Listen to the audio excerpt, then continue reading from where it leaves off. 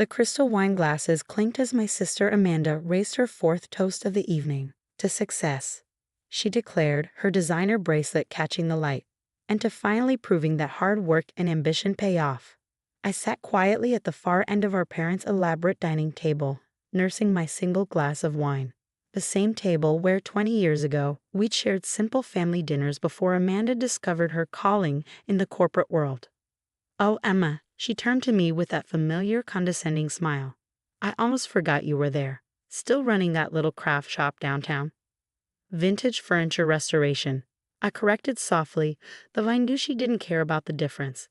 "And yes, still running it." "Restoration." She laughed, the sound sharp and practiced. "You mean you fix old chairs and tables? Well, I'm out here becoming CEO of Maxwell Industries." Our mother being at Amanda. She'd always been proud of her eldest daughter's corporate climb, each promotion celebrated like a national holiday. "Amanda closed another major acquisition today," she announced to the table. "The biggest deal in the company's history. Tomorrow's the final signing," Amanda added, straightening her Channel blazer. "Once it's done, Maxwell Industries will be the largest furniture manufacturer in the Northeast." The irony wasn't lost on me. While I restored beautiful old pieces by hand, teaching myself the craft through years of patient study, Amanda mass-produced cheap furniture that fell apart within months. Well, our father raised his glass. At least one of our daughters understands business. I thought about the folder sitting in my office safe, the one containing documents that would make tomorrow very interesting. But I just smiled and took another sip of wine. "Seriously, Emma," Amanda continued, clearly enjoying her moment of glory. "When are you going to give up that pathetic little shop and get a real job? I could find you something entry-level at Maxwell, maybe in the mailroom." Our cousins snickered. Aunt Patricia shook her head sympathetically. "Emma dear, your sister's right.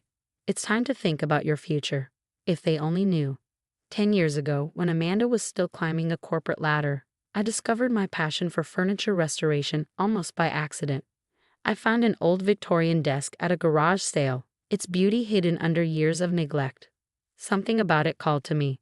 I spent weeks researching restoration techniques, learning about wood types, original craftsmanship, and proper preservation methods. When I finally restored that desk to its original glory, I knew I'd found my calling. But it wasn't just about restoration.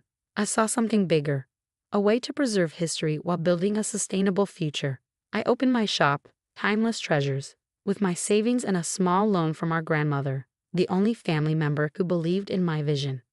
"Your sister chases money," Grandma told me before she passed away.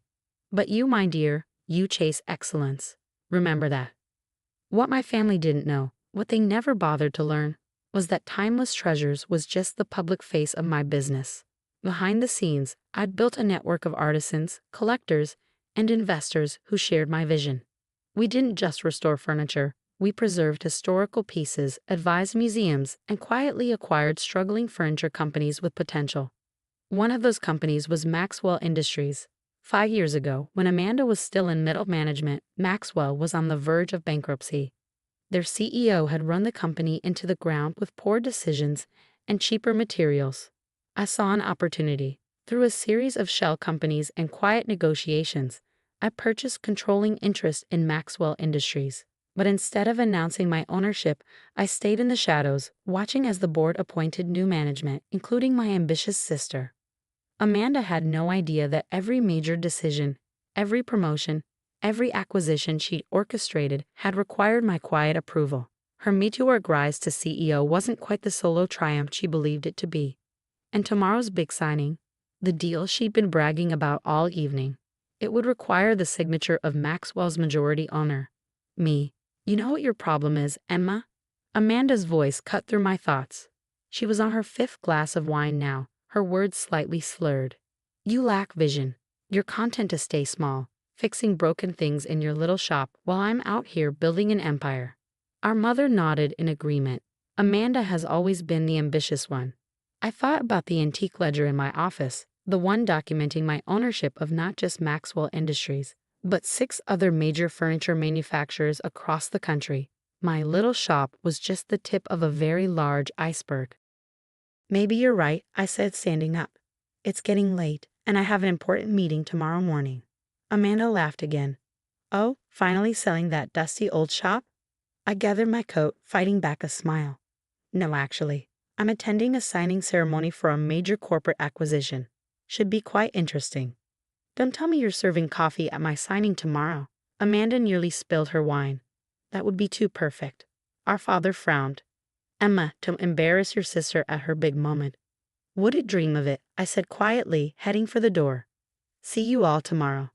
As I drove home, I thought about the morning ahead. The lawyers would be there at 9. The papers would be ready. Everything would be in place for the biggest deal in Maxwell's history, except for one small detail. In my office safe, next to Grandma's old photographs and that first Victorian desk's original key, sat the documents proving my ownership of Maxwell Industries. Tomorrow, Amanda would finally learn what real success looks like. I pulled into my driveway, smiling at the thought of her face when she realizes that her pathetic little sister owns not just her company, but half the industry she thinks she conquers. Sometimes the smallest shops hide the biggest secrets. The Maxwell Industries boardroom hummed with anticipation the next morning. I arrived early, settling into a quiet corner to watch the show unfold. Executives in expensive suits filed in, followed by lawyers clutching leather briefcases. Amanda strutted in last, wearing a power suit that probably cost more than most people's monthly salary. Is everyone ready? She announced, taking her place at the head of the table. Today, Maxwell Industries makes history. I caught my assistant's eye across the room and gave a slight nod. She'd been one of the few people who knew the truth all along. Before we begin, a senior lawyer cleared his throat. We need to confirm that all necessary parties are present. Amanda waved her hand dismissively. Everyone's here. Let's get started. Actually, the lawyer adjusted his glasses. We're still waiting for the majority shareholders representative. Amanda's perfectly maintained smile flickered. What are you talking about? I'm the CEO. I speak for the company. The CEO doesn't have authority to approve an acquisition of this size without the majority owner's consent. He explained patiently. According to our records, Maxwell Industries is primarily owned by Vintage Ventures LLC. I stood up slowly, smoothing my simple black dress. That would be me. The room fell silent. Amanda's face went from confusion to disbelief to growing horror as I walked to the head of the table. Emma, she choked out. What are you doing? This is a closed meeting. I pulled a folder from my briefcase and slid it across the table. These documents confirm that Vintage Ventures LLC, which I founded 10 years ago, owns 57% of Maxwell Industries shares. The lawyer examined the papers, nodding slowly. Everything appears to be in order. Ms. Emma Bennett is indeed the majority owner of Maxwell Industries. Amanda shot up from her chair. This is ridiculous. She runs a furniture repair shop. She can't possibly. Restoration. I corrected her, just as quietly as I had the night before. And that shop is just one small part of my business empire, one you never bothered to understand. The room started to spin for Amanda. She gripped the table for support. How? When? 5 years ago, I said, taking her seat at the head of the table, when Maxwell was nearly bankrupt. I saw potential in the company, potential that was being wasted by poor management and cheap materials. I opened another folder. I purchased controlling interest through a series of private transactions. The board needed new leadership. You were ambitious, competent enough, and most importantly, too focused on your own success to question where the opportunities came from.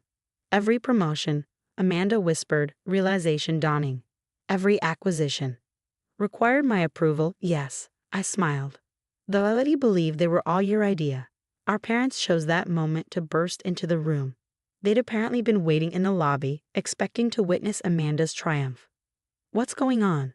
Our father demanded. Why is Emma disrupting this meeting? The lawyer cleared his throat again. Mr. Bennett, your daughter Emma is the majority owner of Maxwell Industries. Has been for 5 years. Mother actually had to sit down. Father's face went through the same colors as Amanda's had at dinner the night before. While you were all laughing at my pathetic little shop, I continued, I was building something bigger than Maxwell Industries. I own controlling interest in 6 other furniture manufacturers. My restoration business has contracts with museums across the country. That dusty old shop you mocked.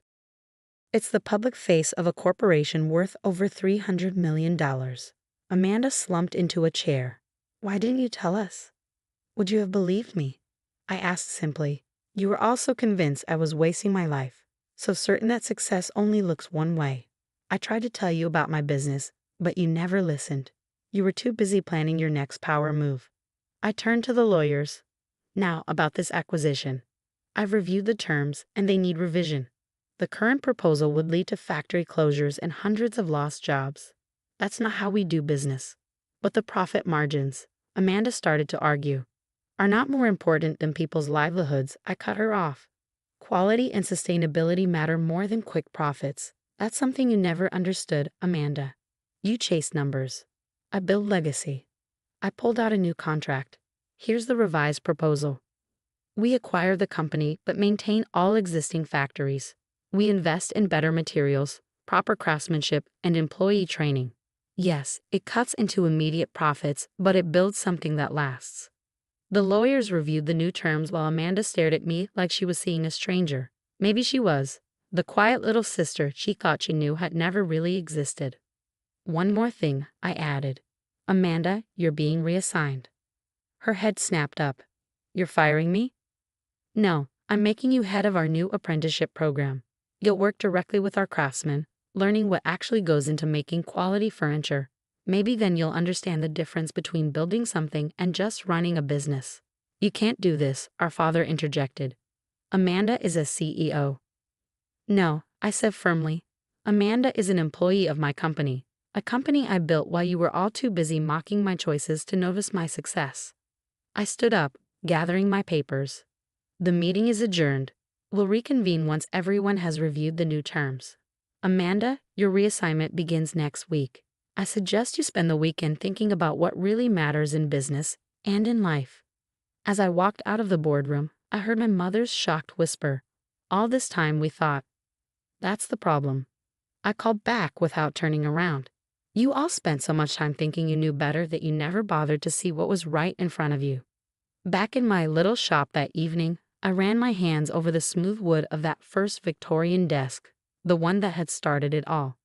It still sat in my office, restored to its former glory, but bearing the marks of its journey. Like me, it had been underestimated, overlooked, but ultimately proved its worth. I picked up my phone and dialed a familiar number. Grandma's Antiques, a warm voice answered. Hi, Mrs. Chen. That Victorian settee you mentioned last week, I'm ready to take a look. Because while I might own a corporate empire now, I never forgot where I started. Sometimes the greatest success stories begin in the smallest shops, and sometimes the quietest person in the room is the one you should have been watching all along.